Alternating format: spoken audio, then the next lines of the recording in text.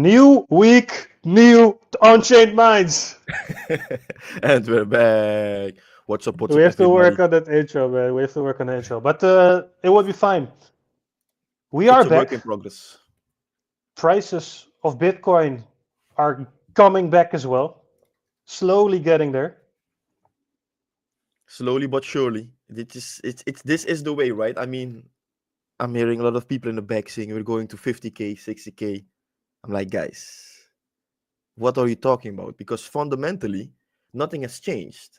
Every day, every day of the week, weekly, there keeps on bullish news posting. Like the White Mhm. House, the US Embassy, other countries, everybody is so bullish. China's bullish, but we'll get into that. So it's curious to see where these people get those calls from. Like, hey, we're going to 50, 60K. Like, okay, so Mhm. enlighten me. Why are we going to 60K? Yes, because of tariffs. No, not tariffs. Tariffs are just Tariffs aren't that bad. Yeah. no. It's just temporary, short term. And in my opinion, the people who think the tariffs are bad, they don't understand how economics work, right? Because I think you made a nice video about this, or I don't know if it was in a Discord, if it was a private session or not. Mhm. But what is the reason of the tariffs is that America they are buying too much of other countries' products and services, for example, Mhm. and they Yep. are getting the least of it for in return, like in money wise. Facts. Mhm. So what is America doing? They're like, okay, we're gonna change the game. Instead of us paying for your products, you're gonna pay us more for our products. Obvious. Mhm. That is like simple 1 plus 1 is 2. So if you Mhm. don't want this, what must you do Mhm. as a fabricant or producer? You have to manufacture your goods in the States, in America. That is what Trump wants. Trump wants America to be great again. Instead of spending too much money, we attract the capital. And as you can see, I think he almost attracted like 2 trillion in his like first 60 days of Mhm. office from Already. Dubai, from Nvidia, from Apple. It's crazy. It's in 2 months. It's It's insane. 64 days. And let us remind you, the anti-Trump haters, the anti-Elon haters, this is just day 64 of the 1400 days, guys. So get Yeah. effing ready because Uh-huh. you guys have no idea what's coming. We saw this months, maybe a year before. If you checked out the Mhm. podcast, we were talking about Trump. He would drain the swamp. Mhm. He was gonna do crazy things. And I couldn't I do remember, Mike, when I said I need to check out the video, we were talking about Elon and his acquisition of X, or Twitter back then. Mhm. And I Yeah, remember for me sure. saying people don't understand what Elon is doing by buying Twitter. For sure. Yeah. And I think I need It to go had back to that it was the podcast. most pivotal moment in the history of getting Trump to win, getting some of our free speech back. It was, in hindsight, one of the most important moments that could have happened. And everyone was blaming Elon back in the day as well. Huh? He's buying a company that's for way too much, and he's going to lose money, and he's going to lose all his advertisers, and blah blah blah. You've heard every single excuse out there, but in the end, there's only one who prevails, and it's Elon again. Yeah, but Still but that richest, that is due to the truth, right? Because of course. truth is stranger than fiction these days, and the only way to expose what's happening is to open people's eyes. And if they don't believe it with the information that they have available, that's why X is the number one news source in the world, or the just the source or news app in the world. You can make your decision for yourselves. Like instead of watching what the mainstream media is saying, or Mhm, listening to your burgemeester saying that Bitcoin is not good. Like what are you talking about? Right? mhm. So you can clearly see the state of the propaganda machine working, and somebody who's going anti-propaganda, anti-establishment, and just recovering free speech so that you can say what you want, although between the lines it isn't that easily because there are some restrictions, of course. For example, if you talk about Israel, everything is you get the point. But it's crazy to see that Elon buying of X was the main factor of Donald Trump winning the election. But not only that, the peace for the, how do you call it, world peace, in my opinion, man. Because I don't think most people understand that if Trump didn't win, or let's say if Elon didn't buy Twitter, then the propaganda machine would get worse. Then we wouldn't never know that C-19 was a weapon, that chemtrails or geoengineering are happening, that the vaccines in the kitchens, eggs, and all that stuff. There's just all this information going around. So what do you know what is truth and what is not true? So that's why you have to make a decision for yourself. Very, very true. And it's one of the most important things again, I think, and people keep underestimating sorry, people keep underestimating what is happening, why they're doing what they're doing, what they're up to right now. There's so many things happening every day, and I just can't wrap my hand around the fact um, that people are still bearish at all. That people are still afraid of of what is happening in front of us. I think Bitcoin is so undervalued right now. And before I was working on the thumbnail for this live stream, and I actually wanted to put as the title "Weak Men Expose Themselves," because every time during these periods in the crypto markets, it's always a certain type of people who lose faith, who get disengaged in what is it, 64 days? It is it is actually a sign of a very, very weak man if you lose faith and trust in just 2 months' time. Because let's face it, Bitcoin hasn't been going down that long. It has been going down quite recently. So if you lose faith that quickly and you expect 100x gains and you're not able to handle 30% losses, then you are a weak man. Then you will never make it in crypto. It's really that simple. And Facts. I think if you look at the facts, and there was a discussion today in our VIP community, right? I think Han shared it with us. He is following a bot or something where it shows the ranking of the Coinbase app. I believe it was the Coinbase app. And the Coinbase app is considered as a top signal, which I don't fully agree on because as the market matures, then it only makes sense that these kind of apps stay on top positions for longer, especially with banks getting access to uh, crypto custody and being able to trade crypto, but that's a different story. Um, so a lot of people are watching the position ranking of the Coinbase app, right? And it went up. I think it went up to somewhere like top 20, top 10, whatever. And now it's all the way down to top 300 again.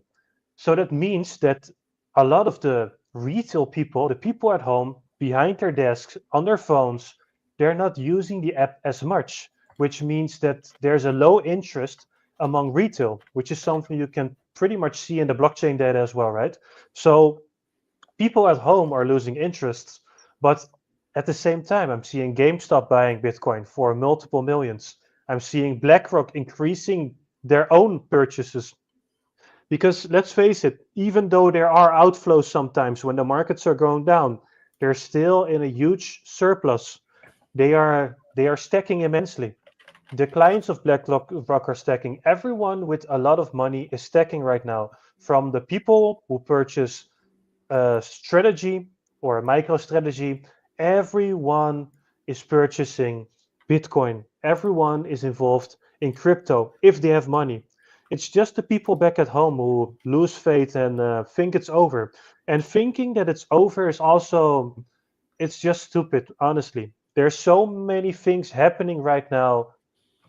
If you think it's over now, when there's so much more going on than any other cycle before this cycle, you're just stupid.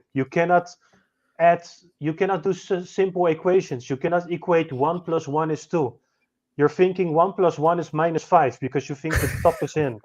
It's stupid. It has to become more. It's that simple, honestly. Yeah, I think it's for the most people. It's mostly the first cycle, right? There are like really a few of us that could say this is my second or third cycle, and that's why it's Ah, becoming very difficult. Why? really? Because yes, because if it's your second Mhm. cycle, don't forget, if it then that means the FTX crash, like to 2020, 2021, was your first cycle. Then Mhm. that means that you're known to a cycle which is manipulated, which isn't used to what it used to be, if you can follow me a little bit. Mhm. So the people that think that we're going down are the same people that think that 69K should have been the top last cycle. But you and I, we both know Very true. Mhm. that we should have went way higher. And you, if you don't agree with this, then you don't have your facts straight. So I'm Yeah. calling everybody out. If you do not Mhm. agree with this, you don't Yeah. know what happened last cycle. FTX was an asset played by the government, the deep state, Biden administration, to like confiscate all the crypto assets from all American people. They wanted to do something about it. I don't know what they wanted to do, but the main reason from FTS is to short sell, or it was to short sell Bitcoin so that the price would not surpass 20K or something, right? Here have been lawsuits about it. Yep. Everything was, Mhm. it's all talked about, guys. So if you don't believe what I'm saying, Google Mhm. it. But Yep. this is the main reason. If you cannot see this, then you can't comprehend that we should have gone way higher, or Mhm. that the top is not in yet. We're just getting started. And I like to finish on the topic like you say you're stupid. I don't say that they're stupid. Maybe that their week was just better. But don't forget, bear markets make men. I don't know how many bear markets you seen, Mike. Maybe 4 or 5 or something. But it's my fourth. I mean three or four bear markets. So it's my fourth Mhm. cycle. So it's the 30% drop, 50% drop, it's like it's fucked up, but it's nothing. Let's take Xborg, for example. If you believe in the projects which have a very bright future, then there's no reason to be fading them, or weak handing the coins for these prices, unless you need the money. Look, if you need money, Mhm. of course, then you need some liquidity, sell that shit, but buy back in. Why? Because you didn't buy for no reason. You bought the coin for a reason. Maybe because it was a potential 100x, because the team was doing making the right decision. I don't know, but study conviction, and guys, and it's not only Xborg. I know they claim the the quote like that, but study Mhm. conviction of the no-brainer teams, because it's happening. It's happening right in front of us. It's happening. Don't get left behind. Very true. Let me see. So also something that's happening right now is that there was a new executive order. I believe it was signed yesterday, where Trump basically will start prosecuting everybody who has been committing fraud or terrible waste. Well, I assume fraud, um, but pretty much because a lot of people have been saying, well, Doge is cleaning it up, but if something is waste, it's not fraud and blah blah blah. And you're hearing these kind of crazy excuses, right? But I think that a lot of it actually is fraud, and that a lot of the titles given for those things eventually end up in the wrong places anyway. So Mhm. either way, the way you look at it, I think a lot of people will start getting prosecuted. I've been reading that they will prosecute for 20 plus years, just like the terrorist attacks, basically. But I'm not too sure if that's actually true because I've just read it in the comments. I still have to watch the full video, so I'm not too sure about that. Um, but I do think it's something that's very, very important. And also, they will expose the entire Russian hoax, which is amazing because a lot of people don't know that this actually happened. They think that Trump colluded with Russia before, that the 2016. laptop they found from Hunter Biden, that it was brought to them by Russians or whatever. Some bullshit story anyway, and that obviously isn't true. So I look forward to pretty much cover everything that's happening with those files. Also, did you take a look at the JFK files or the things they are releasing about it now? Yeah, I took a look at it. But you mean there are new No, inventions? so basically the entire JFK files was way too big, right? Like 4,000 pages or something crazy like that. But people are making conclusions and they're pretty much blaming Israel among Mhm. a few of the parties who were heavily involved of basically killing him. And a lot of the things JFK was standing for are re-emerging again. So I've been into a crazy rabbit hole over over the last few days as well, um, regarding Israel, regarding the Jews, regarding anything they're basically involved in, and that goes deep. And I've been saying for a long time that I didn't quite understand the conflict between Palestine and the Palestinians and Israel, but a lot more has become clear to me uh, in the recent few days. And I know I'm very late to the party because this has been an ongoing issue for a long time, but I've continuously said I know way too little to make a fair judgment. Now I know a lot, and it's way worse than I could imagine, man. And I still have so many things to read up about and cover. Am I still there? Hello, hello, Yeah, yeah, over, you're there, over. you're there. Yeah, you're there. Okay, okay. Yeah, Um, it's crazy, man. But did you how deep in the rabbit hole did you go?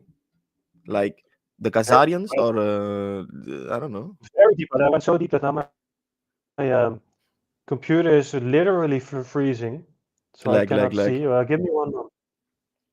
Hello, hello. One Hoor je moment, mij? please. Ja, ik hoor je. Maar no image. No image capture. Screen has become Wait, wait, wait, wait, frozen. wait, wait. Moment. I'll be back. I'll be back. Matrix attack. This happens every time when we talk about Israel. For real. This is. It No isn't cap. even a coincidence, man. No cap.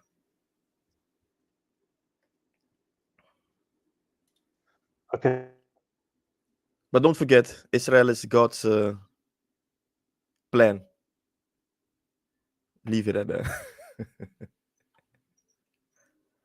Save Israel for last, boys.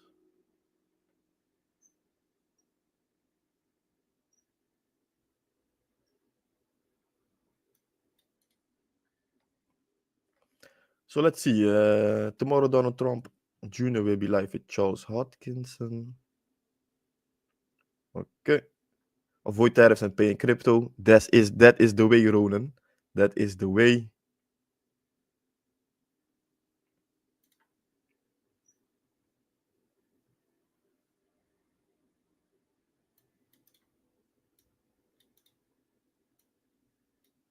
Oh yeah. Also, I saw something that Trump's World Liberty Finance, they launched their own stablecoin. That's something crazy, man. Let me check that.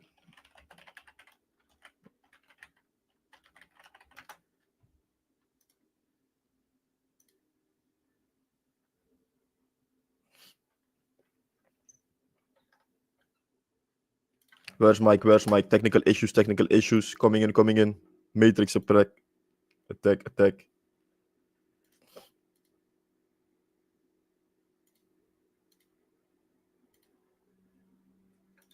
Every time, man. Every time. It's you cannot call it a coincidence anymore. Yo, welcome back. Yo. Anyway, you asked how deep I went into the rabbit hole, but there's I didn't go into that exactly. I did look at a map, and I've seen. I already knew that they were kicked out of so many places before, like 109 countries or something, and they had to relocate every time. So I guess it's like their origin or something. Could you elaborate maybe Elaborate on what? What? on the Khazarians? Oh no, man. Yo, we need to be very careful when we go that route. Okay. No, Never no, no. mind. I'm just kidding. It's very simple. You okay? Like let's say now you have like Christians, Muslims, Buddhas, etc., etc., etc. It's like a tree. But when you go to the origin or the root of the tree, you see that the Zionists are like Freemasons or like Khazarians. They come from a different family. Let's say where Jesus Christ and Abraham and so come from. But I'm not a religious leader, so I don't want to go into this too much.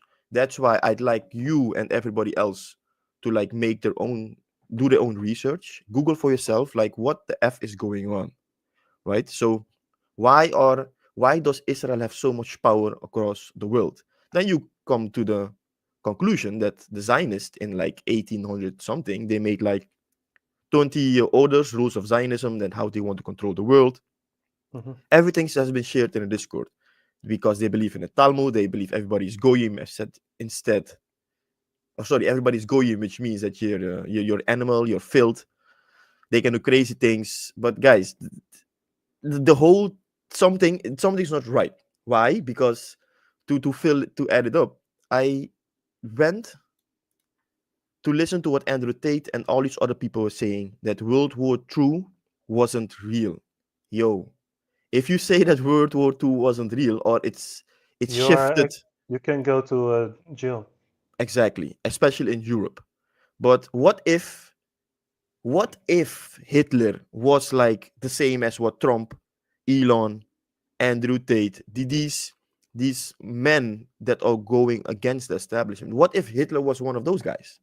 What if Hitler didn't kill 6 million Jews? Right? What if Hitler didn't burn books that were about education of the future of technology? Because Hitler burned the books, and yes, we talked about this in the last live, I think, Mike, with the Discord. Hitler burned the books in the 1930s of transgenderism, how to become a woman if you're a man, and how to become a man if you're a woman. These are the facts, because in the 1950s to 1930s, what happened in Germany, the transgenderism took over. Every man was a woman, every woman was a man. Guys, there's so much shit going on, and how can you verify this if the history has been changed? If history has been adjusted, then there is no way to know what really happened back then. So Mm-hmm. that's what these Zionists do. That's how they operate. They operate on the fact that the history has been changed and they can do the same shit again and again and again. Yep. That's the only thing. And if you see this, then you can connect the dots, read between the lines, and see Mm-hmm. that there's something happening. And with this Mm-hmm. something happening, you come to the conclusion that it's a spiritual warfare that's going on.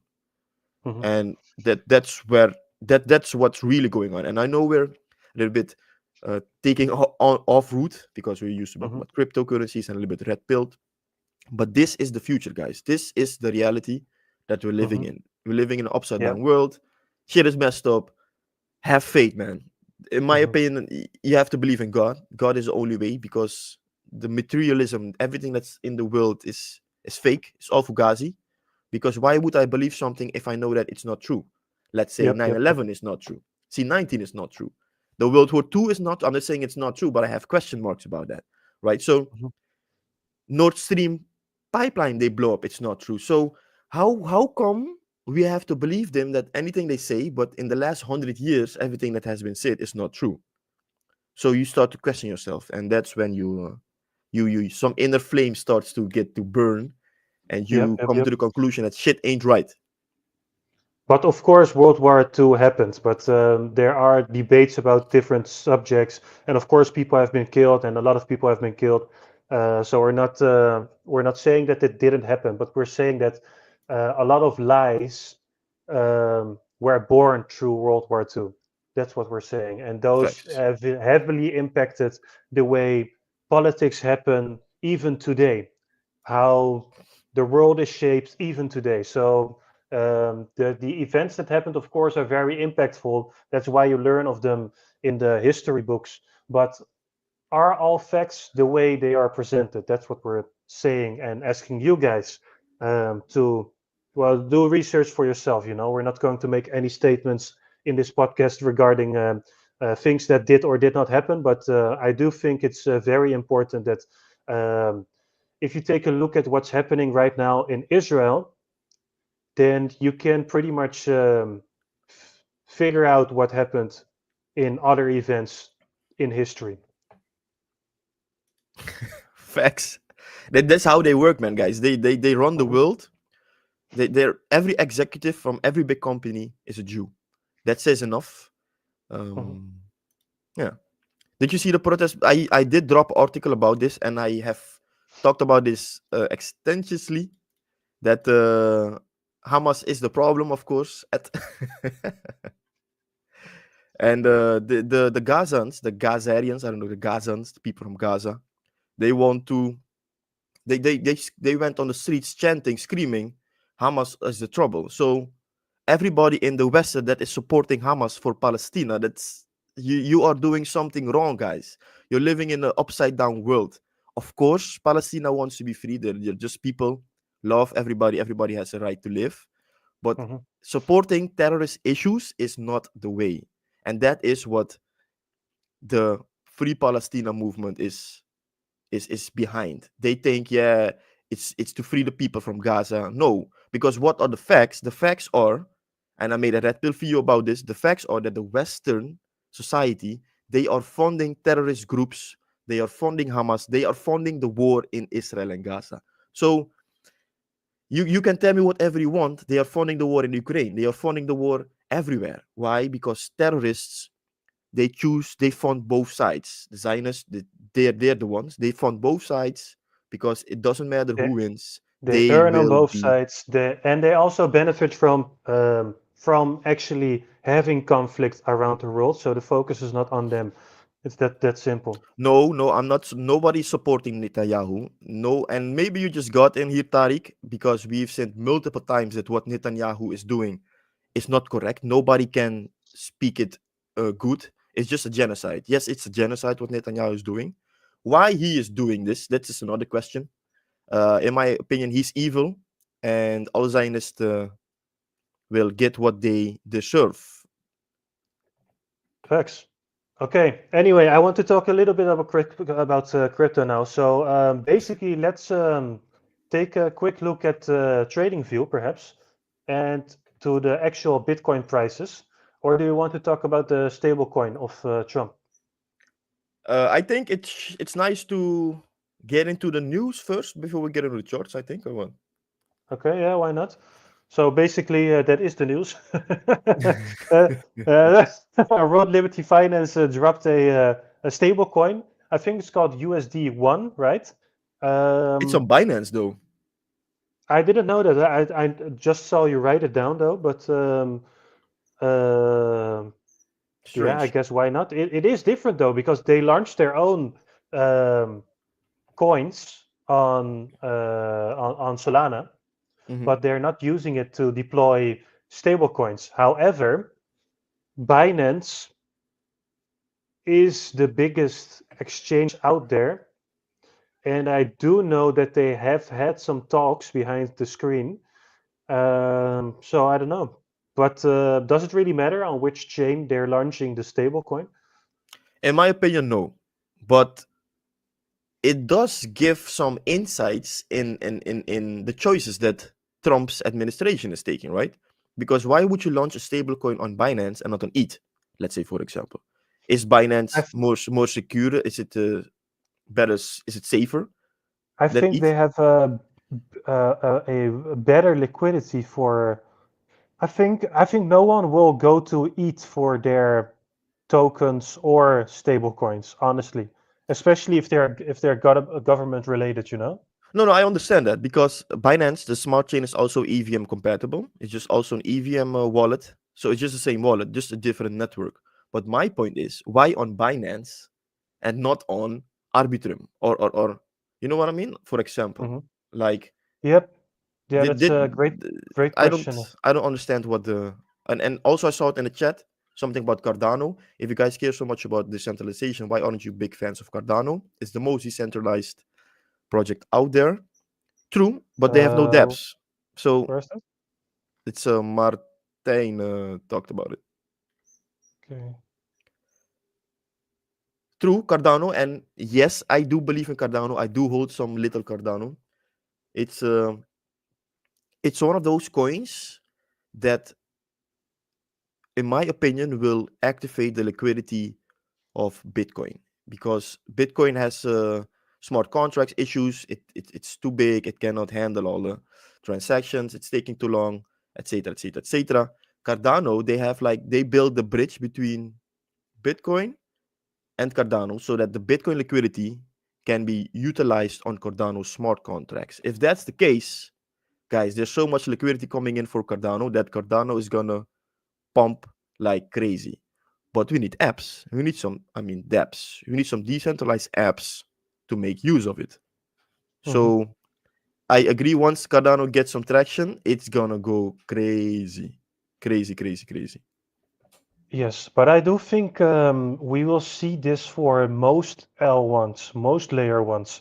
And I'm getting a bit tired between the whole discussion about which chain is the better, quicker, whatever, because they're all pretty much shit right now. They're all pretty much offer the same. Like, I don't care if it's Avalanche or Cosmos or Solana or Injective. Cardano or Arbitrum or a layer 2 or Injective, which is based on Cosmos. So, there's so many chains out there. Uh, do we really care? And now that the stablecoin of Trump is being listed on Binance chain, do we really care? I mean, isn't it much more important how it's backed, how it's measured, how it's actually transparent? You know, these Mhm. things matter for a stablecoin more to me than on which chain it's actually launched, right? But if it launches on Binance, and Binance, I don't know if you were in the pancake swap days back in 2020, Of course, 2021. safe mood. But yo, that was sketchy as hell. I mean, the rock coins, liquidity, bots, anything, everything was faked.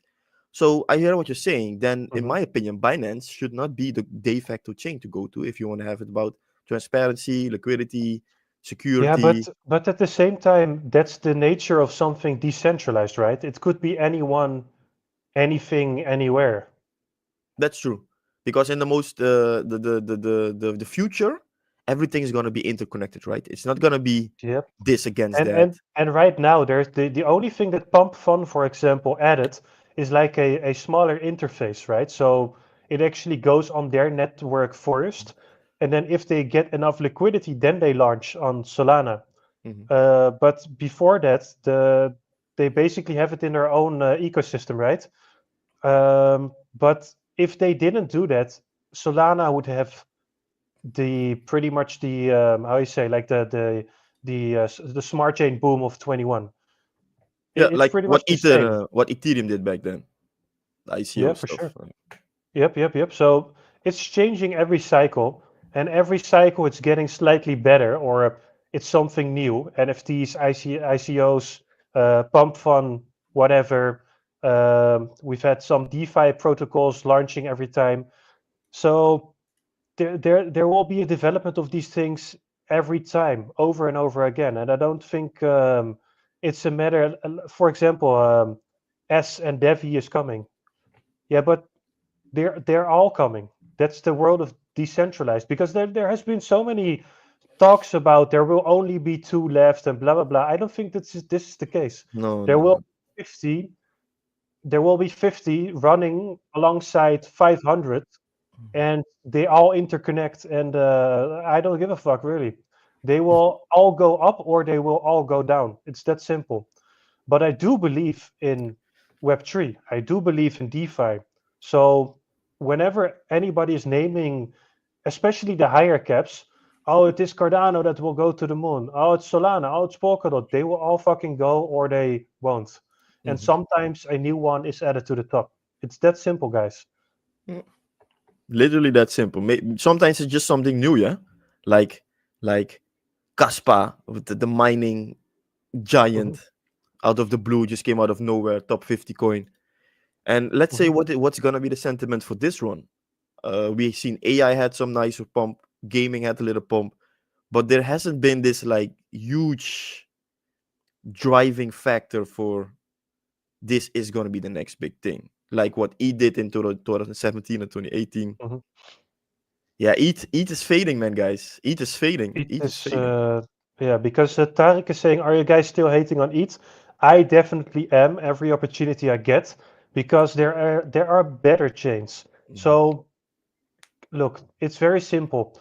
All the new chains that are being launched, they are a slight improvement of what has been there before it. They're all trying to solve something differently, but most of the problems they are solving are the issues that ETH is having. So when I'm talking about the things I just said, so I'm pretty much I just said okay, they will all go or they all won't, right? But the thing is, oh, sorry, guys. The thing is, um, I'm talking about the newer chains. So a Cardano or a Phantom or S or an ICP or whatever. These are all different ways of solving the scalability issue that Ethereum has. So when you take a look at Cardano, they're not having expensive fees. They're not being clogged up. If you look at Polkadot, pretty much the same, even though it's built by a pedophile. If you look at ICP, they can run everything pretty well. So Ethereum, they're lacking behind, and they will eventually lose their adoption, because that's what you're saying now. And I do agree with you on this. They are the biggest chain. They have the most liquidity. They have the most developers. So the money is currently there. But I really think that as long while the ecosystems grow, while new smart contracts are being developed, it just doesn't make any economic sense to use the chain that's more expensive. And we're not talking about pennies, we're talking about tens of dollars, sometimes even hundreds of dollars. So if I have to sign a paper, a contract, or whatever, and I'm able to pay 1 cent, or let's say $1, or I have to pay $20. For me, the choice is very simple. So each will lose its adoption at some point, and it will go to the EVM compatible chains. And whichever chain will steal it from them, I'm not sure. I don't know. I think it will be divided amongst many. So usually when you take a look at companies, right? You have like Apple, you have Microsoft. They're the biggest ones. You have Linux, which is the smaller third one for the Uber nerds, but that's about it, right? Any other operating system pretty much doesn't exist. I think for crypto, you won't have Ethereum is the biggest, and then you have the smaller ones. No, it will be like you have 10 that hold 10% market cap, and they will fill a certain market because that's a gaming chain, that's a health chain, that's a whatever chain, a real world asset chain, whatever. They all are the same. They're public ledgers. They just give it a certain jacket and say, okay, now we're the real world asset chain. Now we're the gaming chain. Solana recently did the commercial where the for everybody chain, right? Um, but they won't be for everybody. They all are for everybody, because if you want to do launch a gaming protocol on a real world asset chain, it's pretty much the same. It's just a blockchain. So I think this will be something that Ethereum is having right now. You're very true about that. I don't agree that they're the most decentralized. They're actually not, because they went to proof of stake, right? So they are actually quite centralized these days. They were very Facts. decentralized, Facts. so they killed their decentralization. But you're right. They are the biggest right now. They have the biggest adoption. That's very important. And especially if you what Ethereum does have going on right now, still has going on, is that institutional investors are stupid. In the sense that they don't know what they're investing in. They want to buy Bitcoin, they want to buy Ethereum because right now it's the number two crypto out there. But they will go to Solana and they will skip it eventually fully once they lose market cap. So let's, for example, say that Solana captures the number two spot. Institutional investors and everybody in it will sell their Ethereum and they will start buying Solana. It's that simple. But in my opinion, if we look at a 10-year future, so let's say 2035 or something, you will have 10 layer ones basically that compete in the market. It's a decentralized world. They will all hold a certain market piece, and Ethereum will slowly fade and die. And actually, we're quite seeing that right now happening with the price, right? We're at a 2K level right now. Everybody's having copium that Ethereum will raise at some point. But why would it? What does Ethereum do right now in terms of development, in terms of being better out there, in terms of partnerships, in terms of bringing something innovative? They are not. And what has been the success of all things that have come? Bitcoin was the innovative one. Solana is innovative in regards of Ethereum. So they will lose eventually. They're slowly dying, and I've been warning for this since pretty much 2020, and I've got wrecked in that because it went from 80 to 5,000. So that's my loss. But the still logics is holding out right now. They will lose because there are truly better chains out there. However, when I'm looking at Cardano, Solana, all these newer chains, they don't offer that much innovativeness to each other. So that's why I'm looking at Luxo, because they are actually innovative of those chains, but that's a different story. Sorry, facts. You said so much, man. I was reading the chat and I was trying to find some data for Tariq because Tariq has very valid points. Of course, the data doesn't lie, and Martijn it's is saying still not there's flowing. Yeah, but after that. okay. Yes, I fully agree with it. It needs to change or it will die. Because I don't understand. You said it like so perfect. There are newer projects, newer chains that can do things better, faster, cheaper, more reliable, more secure. So, what makes Ethereum so significant is the question. What is all the money on the DeFi chain, the TVL from Ethereum, doing? What is it doing? So, you could say it's basically funding the decentralized protocols like MakerDAO, Uniswap, etc., etc., etc. But what you want to see is that, and in my opinion, that is why ETH will be relevant, is that the new stable coins, they're on a certain chain, let's say Ethereum, and that the treasuries will be buying those stable coins. You know what I mean? Let's say, for example, USDC. I don't know which chain USDC is, but in my opinion, it should be an Ethereum chain. And that is the reason why the TVL, why Ethereum could be valid still, is as if the new stablecoins that are being launched will be minted on Ethereum, for example. If that is not the case, then in my opinion, ETH will lose their number one spot as the biggest TVL there is, because they have no internal value. Like, you could say Bitcoin has no intrinsic value, but that's not true, because you have the minings, you have the hash rate, you have the digital scarcity, etc., etc., etc.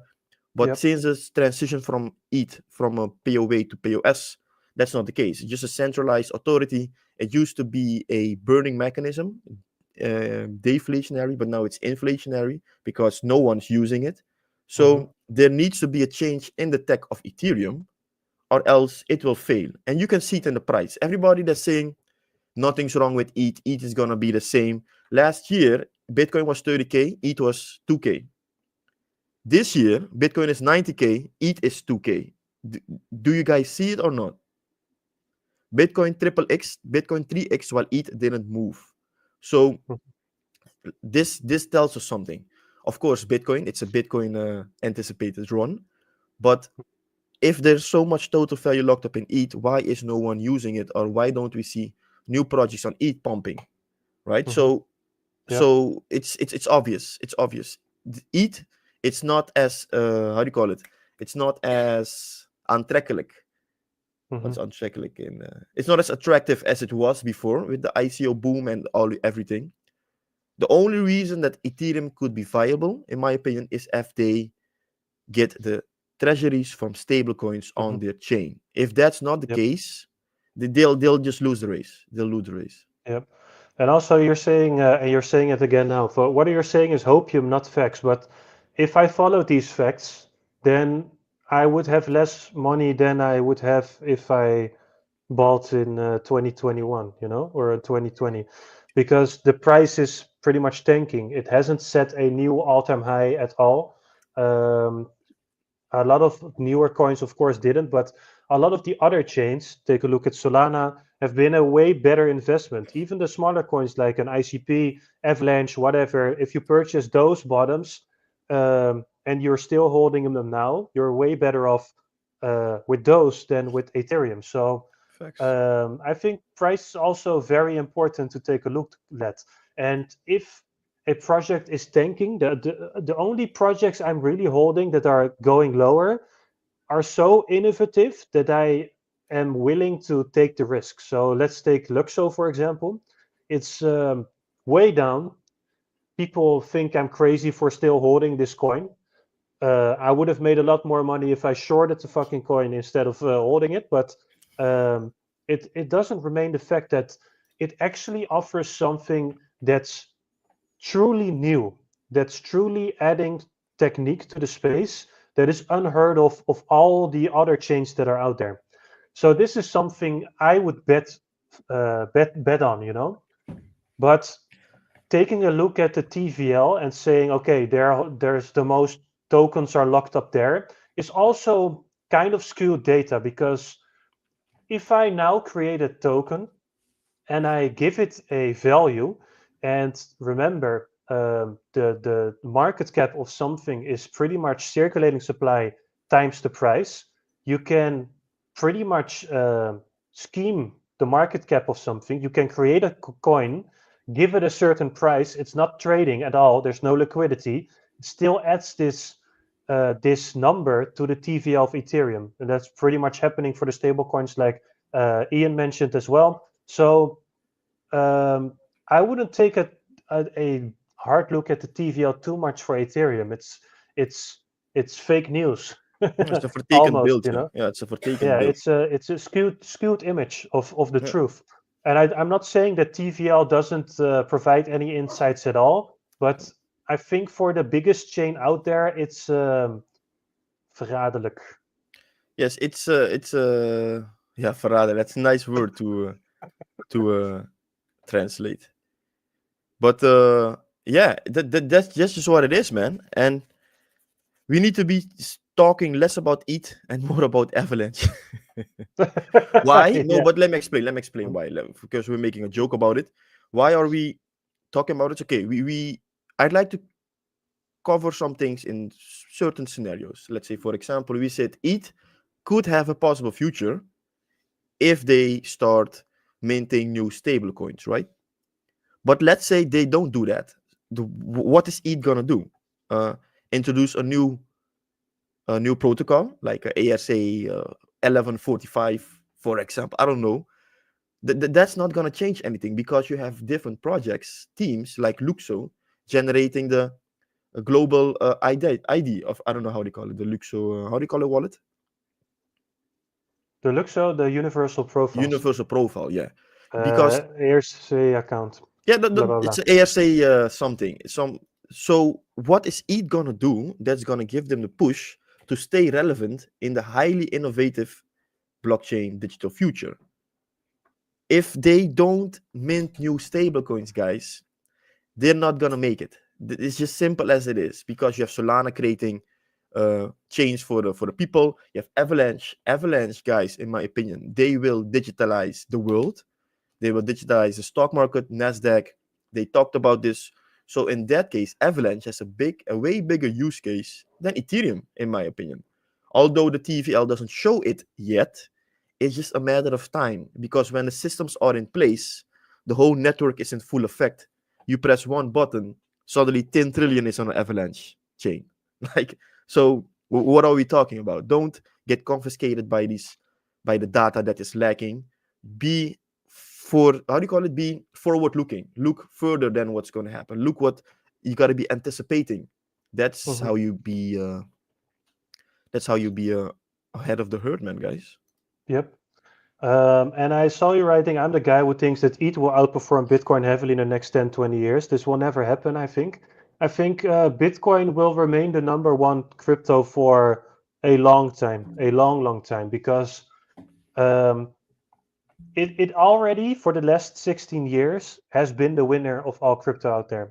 And as soon as there is a supply shock, which will happen probably in 2026 already, maybe even this year, but I estimate carefully, let's say in 2026, which will perhaps prevent a bear market at all, create the parabolic gains we're all waiting for, at least for Bitcoin, in a way that is unheard and unseen before ever for any asset out there, because there hasn't been a globally available asset worldwide that you can purchase with one click of a mouse, that anybody in the entire world can buy, that is not available anymore. This supply shock isn't like some t-shirt running out in a general store or Amazon. This is the only asset in the entire world where everybody is aware of it not being available anymore. And that's when people really want to have it. That's the moment. Imagine now, we're already so hungry for Bitcoin. And if you're not, you're stupid. I love you, but you're stupid. But if you consider that this hunger for more, I talk about this so much, the human psychology. I keep mentioning it, even today in our VIP community. The human psychology, it only activates when it's too late, when the reverse is happening. So when they see it is not available anymore, this is the moment everybody has the biggest fear of missing out that there is. There's nothing more valuable than something that's not attainable anymore. And this moment still has to come. So ETH will never, ever, ever outperform Bitcoin.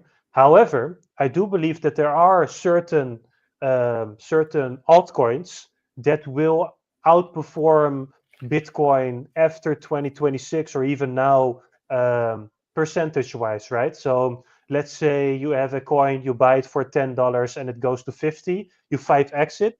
This will start to get harder over time, even though I do think that Bitcoin will go to hundreds of millions, so that it won't, Bitcoin will remain a pretty good asset to buy, hold, and get more, return on investments on. In the coming 50 years. Yep. Prolux looks nice, love the project, but they need to prove a lot. Yeah, very true. But it's a low market cap, high risk coin that has a bigger chance of flopping than succeeding. And if you don't look at it that way, then you're stupid. But I love you. So you should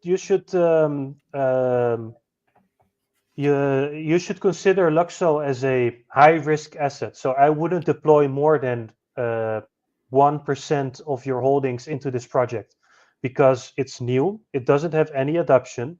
The technique is promising, but there are very few developers. So you should be aware of what you're buying and how it resonates with a portfolio. So people who put their entire net worth into Luxo, they're not getting it right. They're doing something very speculative and very high risk with too much money. So there's a truth in both worlds, what will happen to the project that are built on ETH, like Quant? Well, I'm not a Quant fan also. Good question. Good question. Maybe they need to start their own chain. Let's for a start. Why are they on ETH they if will. they have their? I know. Actually, it's the reason why so many projects are actually migrating to their own chain. So they launch a new chain on Cosmos or wherever, and then they migrate away from ETH. Yeah. Yes, because why everyone started on ETH is because ETH made it easier for everybody to launch their own project way back. ETH can have a bigger supply shock. No, it doesn't, because it's already inflationary, and they pretty much what was it called? Sound money, right? Yes, sound money. Ultrasound money was it, I think. Ultrasound money. Let's look at the current data. Okay. So basically, let me find the chart real quick, because there is a chart somewhere. Yeah, it's inflated. But there you can see the full chart of it going back inflationary, right? Supply change. They changed it somehow. Oh yeah, I see it. You need to press on the panda or the fire. Oh yeah, okay. Yeah. Nah, I found it. Okay, so basically, ETH, Bitcoin. Where? Sorry, I was looking at something else actually. Let me drop the link for you. And then you have I have the link, but then but then you have like two emoticons you can click, like a bear and a panda. Time frame. See that down there? Scroll a bit down. Time frame. You see. time frame. Yeah. Click the bear and the panda. Wait. Let me share my screen 1 second. Share screen. Okay. Ultrasound money. Okay, sorry. Where? The panda? See This one. the panda and the. Oh no, go down, a little bit down, down. Yeah, there. Up, little bit up,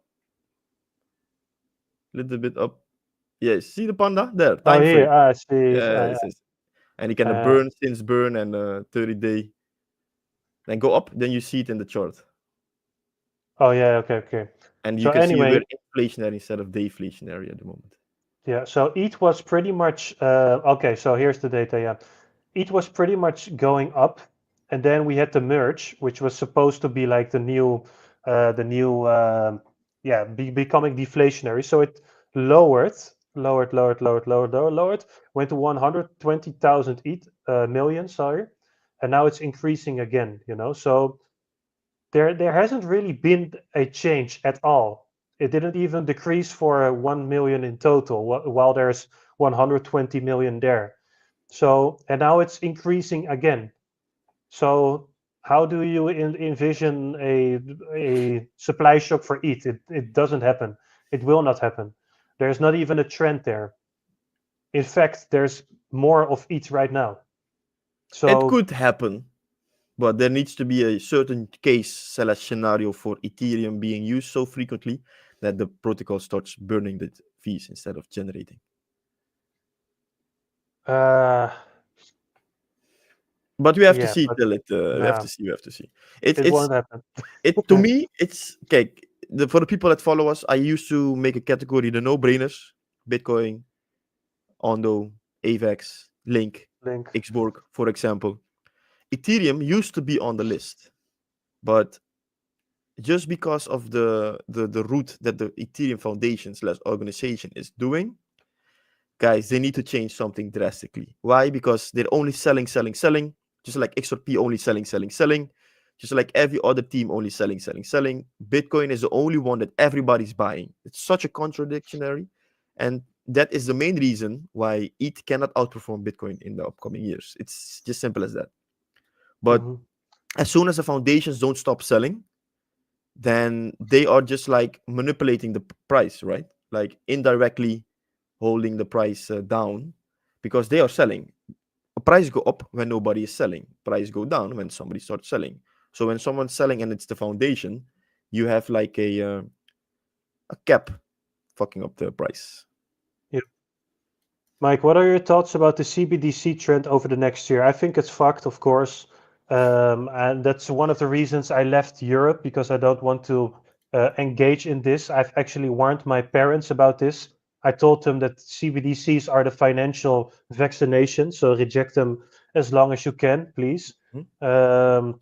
Because they are still in the Netherlands, so I'm quite worried for them if they have to be forced or they're slowly getting brainwashed to accept the CBDC. I honestly advise everybody in their family and friends to also advise people the same, to share with them that this is the financial vaccination, because actually explaining that a digital euro is dangerous, people don't grasp. They have difficulty understanding why money is bad, because money, everybody, their entire life revolves around money, and the way they will bring it to them, to your parents, to your older friends, to people who are not aware of what CBDCs actually are, they will of course introduce it with like a small tax benefit, or easier to submit certain things, or to get certain money from the government. So they will bring it as a gift, as a Trojan horse, basically. Yeah, But pro. once you take it, you you have a financial cuff, you know. Yeah, I'm very curious to see how this plays out, right? Because yeah, you're out of the Netherlands, but in the Netherlands, the Tweede Kamer, they explicitly voted not for this. And somehow there was a rule of law saying that the ECB, they say October 25, every European country should have a digital ID, digital passport, etc., etc. But if we live in a democratic country. So my question is, if a lot of people, or let's say if almost all the people reject this, how can the parliament still enforce it onto us, right? So I think in those coming months that it's being forced upon us, let's say end of October, it's curious to see what's gonna be evolving around the the Tweede Kamer and the people, right? Because in my opinion, I don't think that people want to accept this. They don't want this. They want physical money to stay. The introduction of a Uh, CBDC will cut physical money. They will say your euros, your €50 billion, the orange one, it's not worth anything. The yellow one is not worth anything. It's crazy. So I'm curious to see how that will play out and how it's gonna evolve. Because in my opinion, I don't think it's gonna go as smooth as what they think. But we mhm. have to see about that. Yep. No, I actually disagree, Ian. I think people will get on their knees, open their mouth, and accept it, quite honestly, because there Yeah. are so many things where people had the chance to stand up for themselves or reject something they have not, and they're slowly becoming poor. And even now in Indonesia right now, I'm looking at TikTok because everything here is affordable, eh? So, but I'm getting a lot of TikToks and videos that go viral of people just walking through the Albert Heijn, a Dutch supermarket, showing how expensive everything has gotten, right?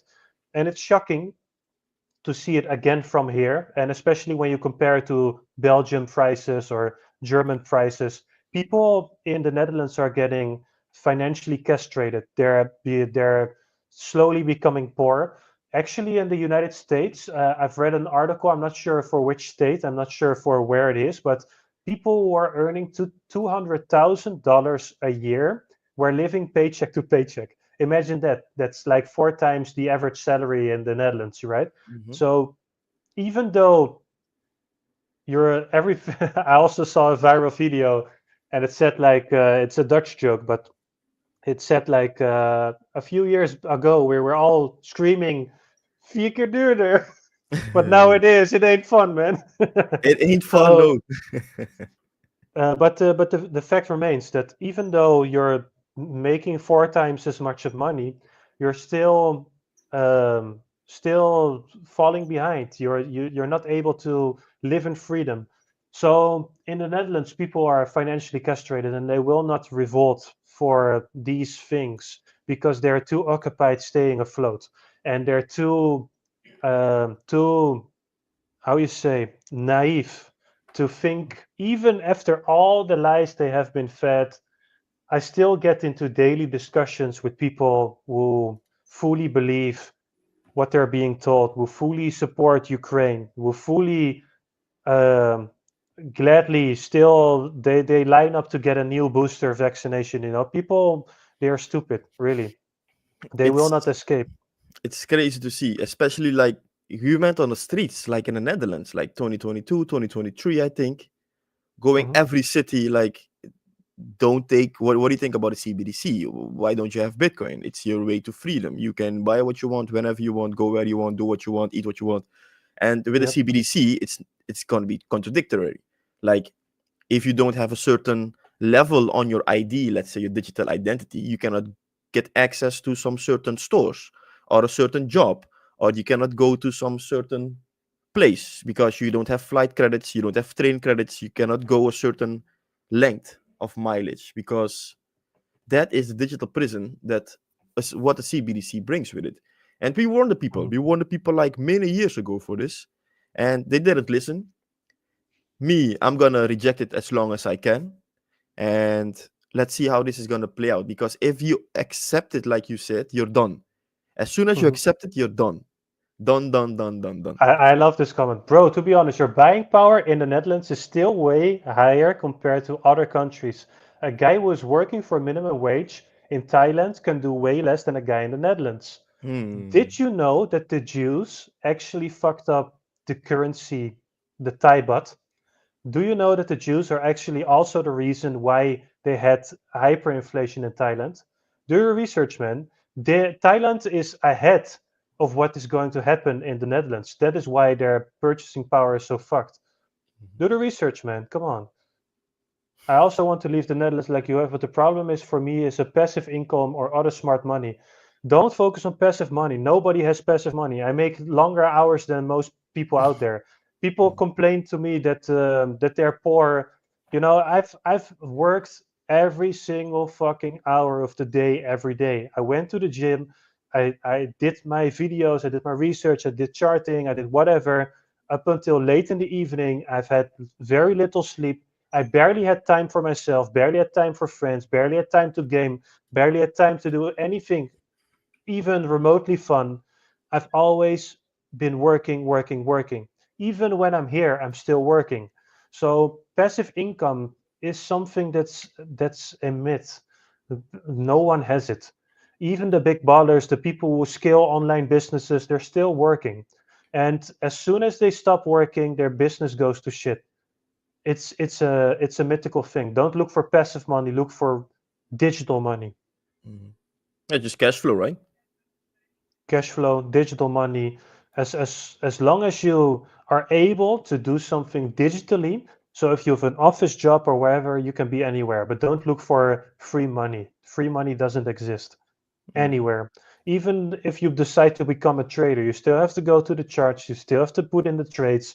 You still have to focus on the news because I have this discussion, not a lot, but frequently with the girl I'm with here, right? And I'm on my phone all the fucking time because if I'm not working, I'm scrolling through X to see what's the latest, to see if I still should be worried for my Bitcoin holdings, for my crypto holdings, if I should warn my community. Because if you're not aware of what's going on in the world, but we're in a global market, so anything can happen at night, anything can happen in the morning. So when at the gym walking on the treadmill, I'm scrolling on X to find out what's happening. So even though I'm here, I'm still always activated. So um, if you look at my position right now and think, well, oh, I want what he has, think again because you probably have to do a lot less than I have to do on a daily basis. But I do reap the profits, of course. I get to enjoy the better weather. I get to enjoy the proper food. I get to enjoy not understanding people who are at low frequency and highly toxic like they are in the Netherlands. So it has their advantage, but passive money doesn't exist. Get it out of your head, man. Get it out. I mean, Netherlands is still one of the best countries to the average person. I fully don't agree. I don't agree at all. It's not even true. It's not even true. Maybe on paper it would be, but in fact it's not. Because let's I say, for example, the data, they say that 1 in 3 Dutch people have like 70,000 savings in their bank account, right? I don't know what the number is, but a few weeks ago there came this article out that 1 in 3, 1 in 4 has 70,000. So let's say if I'm a room with 4 people here in the Netherlands, that means one of us has 70,000 euros in their bank account. But that's not true because we can take a whole block, like 5,000 people, and not one of them has 70,000 euros in the bank account, for example. So the data is not correct. The data is like it's I don't know how to say it in English, but it's a vertaken beeld. It's mhm, not what's actually going on in most of the cases. mhm. Yeah, you should also be aware that I've been saying this for a long, long time. Ever since COVID, people are losing money and they're getting in debt. So people are loaning. A lot of people are actually behind on their bills, especially when it comes to rent. And I've noticed this a lot in the building we were living in, you know. The rent was not affordable at all. People are getting behind. They can't afford their groceries. They're yeah, they're not out there, you know. And even if you were to compare it to other countries have it way better, man, way better. And I'm not saying that in Europe, because in Europe everybody's fucked, of course. But other countries, they're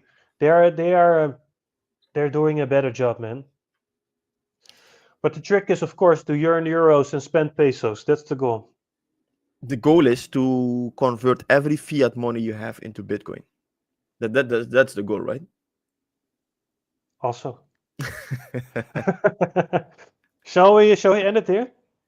I thought we were gonna look at the charts because we left Charts, the charts Bitcoin. for Okay, last yeah, let's go, man. for last time Okay, let me just share my because screen. But we did get a little pumpy dump, a little pump fun, but it's not enough. We need to push through 91K, man. Keep oh pushing, wait, keep pushing, sorry, keep sorry, pushing. sorry. Share the screen. Let me see. Okay, hello, hello, hello. Can you see the screen? I see the screen. Do the other people see the screen? Because last time nobody saw screen. Okay, so basically, what we're seeing on the charts is that we were actually able to break the 84K level, which was very important for me at least, because I gave the call somewhere, I think around here, that if we were able to hold and gain the 4 hour level of 84, that we would see the first sign of a reversal. Now we went lower again, but then we were able to gain the 40K, 84K level, and then eventually found a retest, which was the perfect entry for Bitcoin. And then now we're all the way up to 88, maybe even 89. Barely hit 80, 89. But this is a good indicator that the prices are able to recover. Something I find important to look at right now uh, are the stocks, and the stocks are going up as well. Why are the stocks important? Because crypto isn't being pushed. Every news out there has been very, very positive for Bitcoin. So it has been very positive for crypto.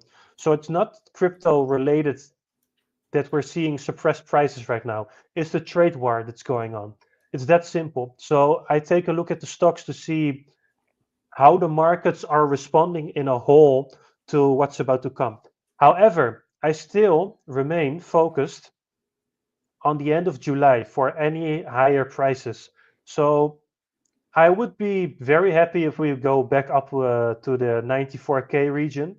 Of course, we have to break the 91 here, the 92 there as well, which are very important resistances. Of course, the 90K itself is a psychological level as well we have to break. So we aren't quite back up yet. I would love us to go into this direction, but we could very, very likely see a rejection around the 94 area and just simply go back down. If we go back down, that's very negative for Bitcoin, of course. But I am prepared for it, because we have 2 April coming up. The April 2nd is a very important day because that's the pretty much tariff day.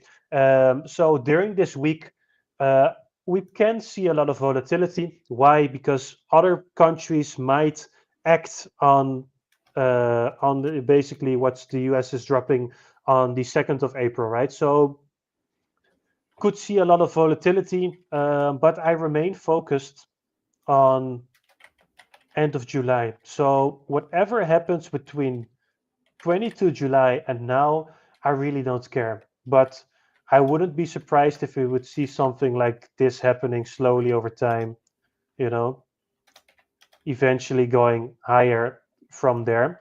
That would be a very bullish case. But if we were to see something like this, and we would actually go down to the 73K levels, maybe up, whatever, I really don't care.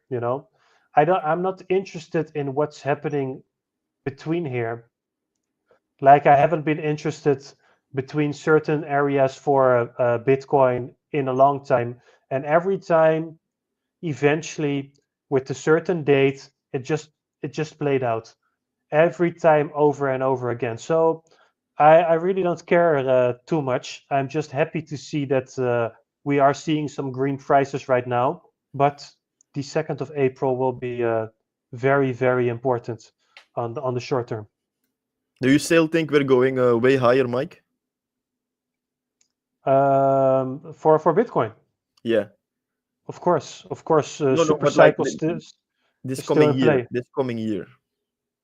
This year, yeah, for Yeah. sure. 100%. Yeah, of course. We will go higher in 2025 for sure. The only thing I'm starting to think is that um, I think we will enter the S curve in the next bear market. So what I mean by that is that usually, if you follow the analysis, we will go somewhere to, let's say, at least 400K, right? But somewhere between 600 and 800,000 is what I think will happen. But I'm starting to think it will happen something like this, you know? It will, so previously I thought that we would go up. We would see a 400K plus price somewhere. Still believe in that. And then we would see a bear market, like always, a 85% drop, and then you would repeat the process. However, this is the first cycle where we are seeing the supply shock actually occurring and probably happening. But I think it will start somewhere end of July, which is pretty much the start of it. So what will most likely happen is that we will see prices rise slowly. Yeah, probably in a similar manner, right? Up, go in a range, up, go in a range. But that the prices eventually will go up above the 400K, and then the supply will run out. So it will go even further. So what will happen is the S curve will finally shape. It will go up like this somewhere, parabolic. Then it will go sideways, and then it will crazy up again. So instead of having the bear market, I think the super cycle is something like this, you know. It's hard for me to actually write it down because no one knows how it will actually go, but the theoretical effect of it will go like this. It will not enter the bear market, and this will happen somewhere in 2026, you know. So I'm drawing it the wrong way, but I'm not paying attention to the dates, but Ja, de x-as is niet relevant. yeah, so it will probably go somewhere like this, you know. It might go extend into a year instead of entering the bear market, and then goes a bit sideways, and then supply actually goes and it goes parabolic, and then suddenly you're at a few million.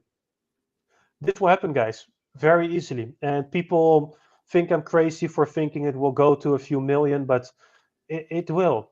It will, and it will go very fast. This is one of the last cycles that we're actually able to purchase Bitcoin for the lowest price. I think one of your safest bets has always been Bitcoin, and to this day is Bitcoin. Can never go wrong with DCing some BTC. Never. It is your ticket to freedom. Yeah, no, I share that same thought with you. Yep. But Martijn, it's I love you, but you're stupid. It will never max out at 130K. No, no, It will but never. I like to jump into that because I do believe that we're gonna get extended cycle. I said it like last year to you, Mike. We're Mhm. gonna get extended cycle. It's looking like it's gonna take longer than expected.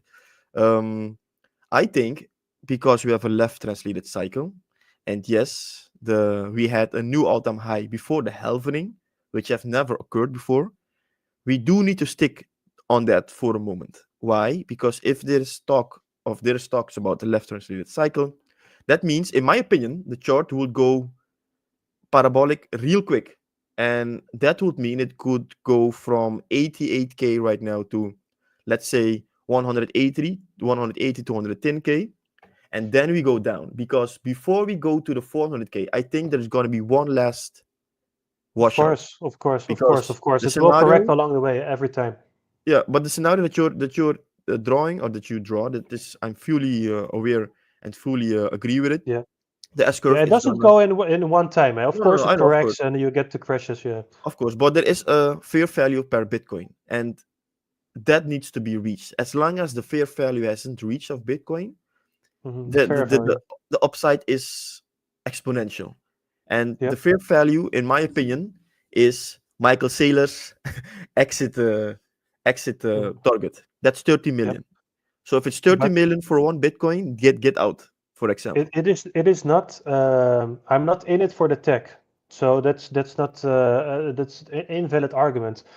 I want to make money too, but you will realize that you will never have to sell your Bitcoin, and the people who own the Bitcoin, and especially the institutional investors, the smart money, the big money, they will rob you from your Bitcoin because you will sell it, you will lose. It's that simple. It will not take 10 years. It will take 2 years. Mark my words.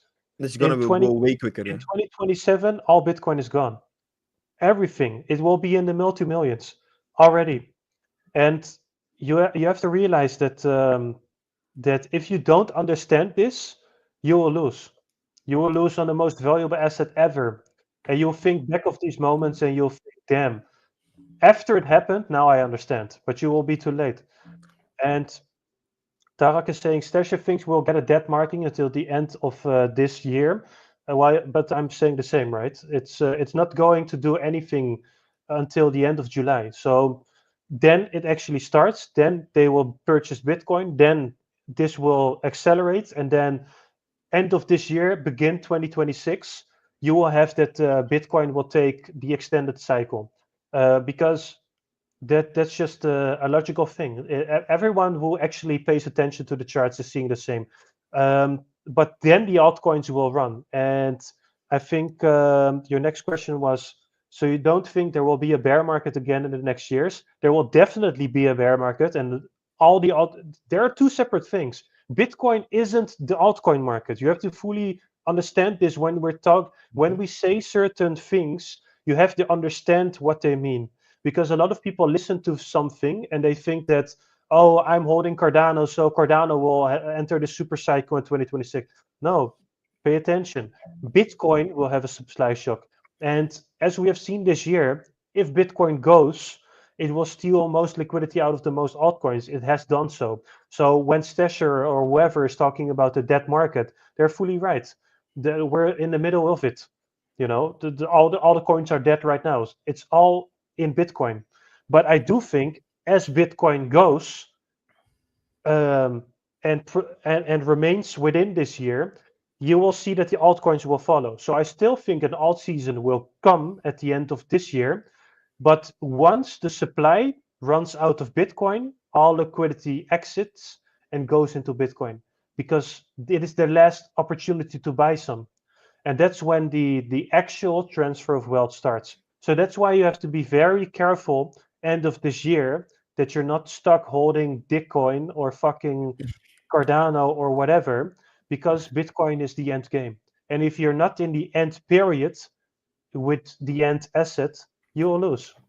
And I hope that this cycle has been an eye opener for most investors in crypto because a lot of people entered this market thinking they will make a quick buck, and now they experience, oh, I actually do have to pay attention to which coins I'm holding. Oh, so I do have to pay attention how I divide my portfolio. Oh, so I do have to think about risk management. Oh, so it actually is mentally draining to see my portfolio decrease with 50%. Oh, now I actually do think the top is in. Oh no, I actually think the top of Bitcoin will be 100 to 30K.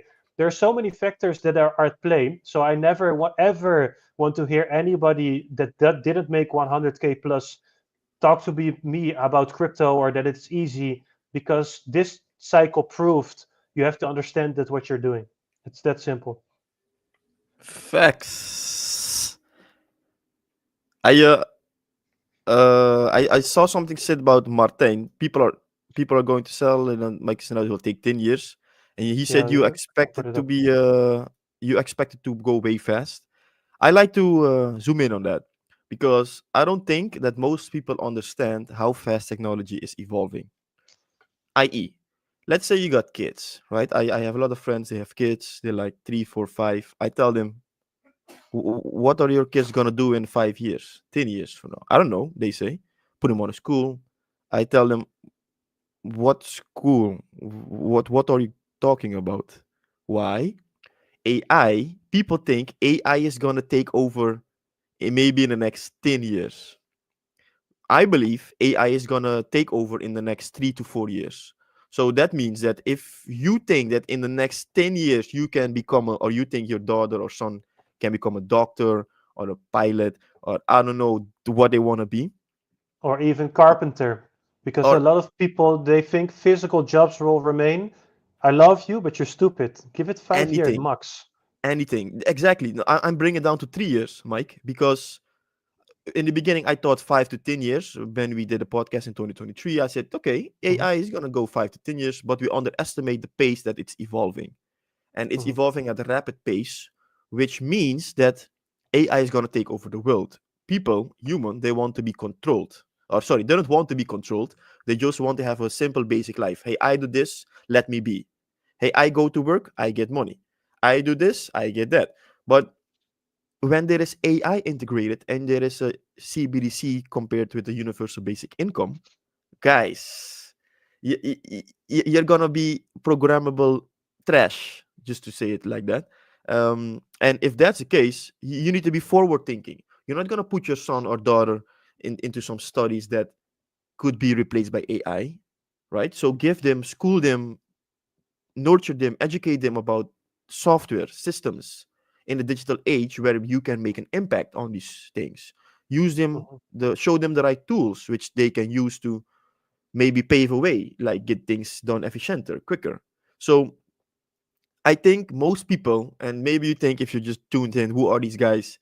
We have been talking about this for years now, and everything that we said is just coming out like way faster than we thought. Only thing that didn't happen, Mike, is that Bitcoin used to hit 100K in 2022 or something. I don't know. That's the only mhm. thing that didn't happen. For the rest, Yep. it happened in 2024. 2 years later, doesn't matter. It happened. Everything that's we said is going to happen, but sooner rather than later. And if that's the case, guys, you know what you must do for to position yourself accordingly. Mhm. And also, Martijn is saying, I understand, but you expect it way too fast. You are completely wrong because in after the spot ETF was introduced, 1 million out of 3 is taken off the market. There's only 3 million Bitcoin available. There was 3 million, 3.5 million available.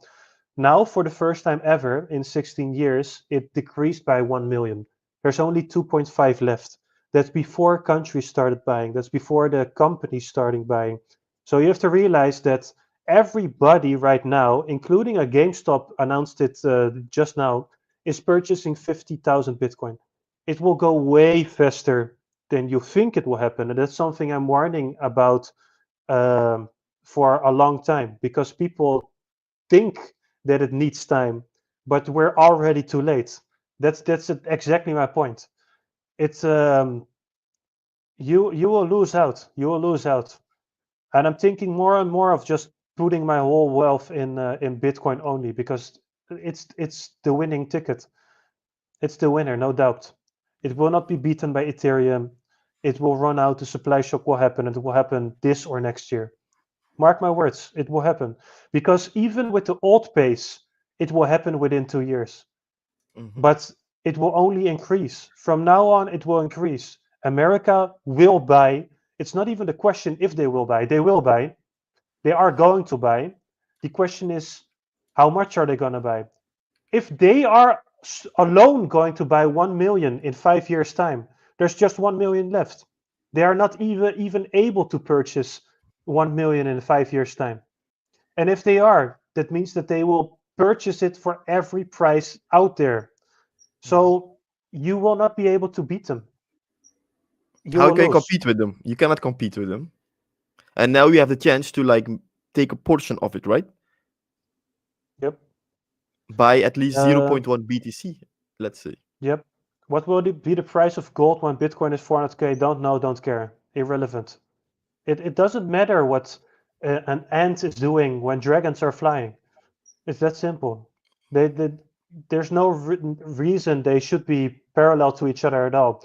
Because I do think that Fort Knox is empty. I do think gold is, how you say, obsolete.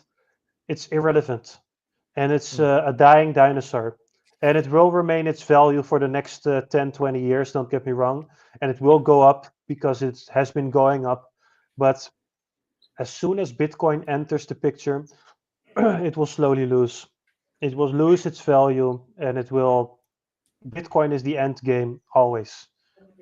And yes, a robot will give you the best fade ever, better, quicker, and at any time than any barber is able to give you.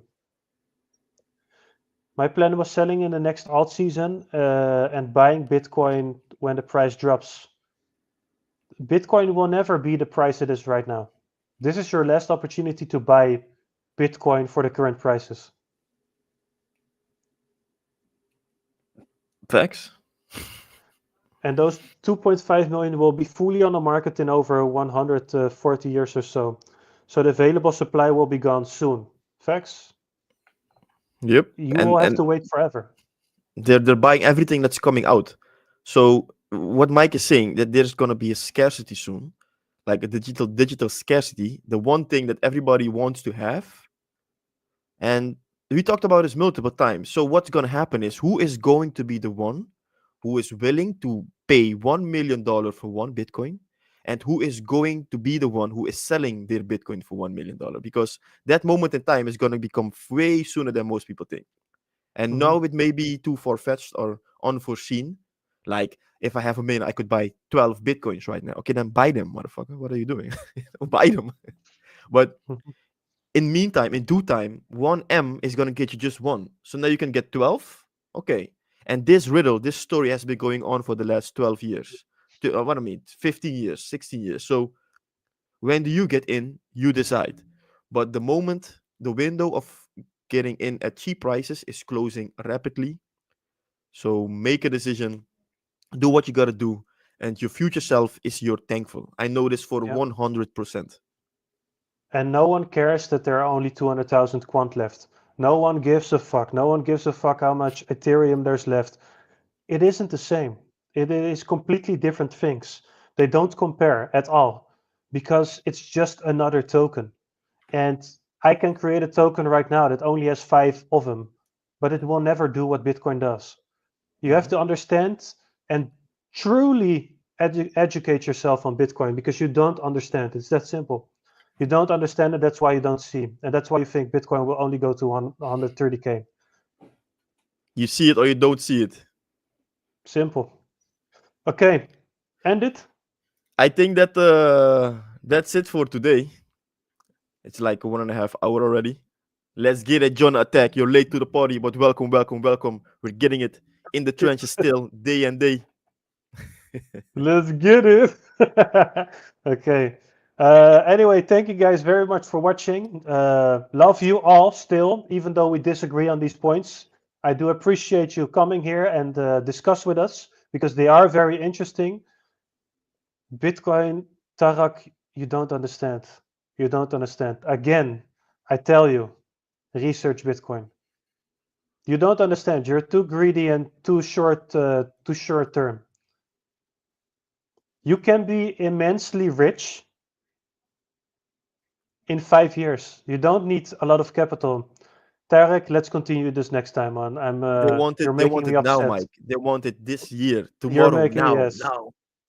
You're making me upset. I thought we did a great job at explaining your get rich ticket, your financial freedom ticket, but you don't understand it yet. But you will, and I hope to see you next time so we can talk about it again. But I love you, and see you guys soon. If I do crypto, this ain't gambling.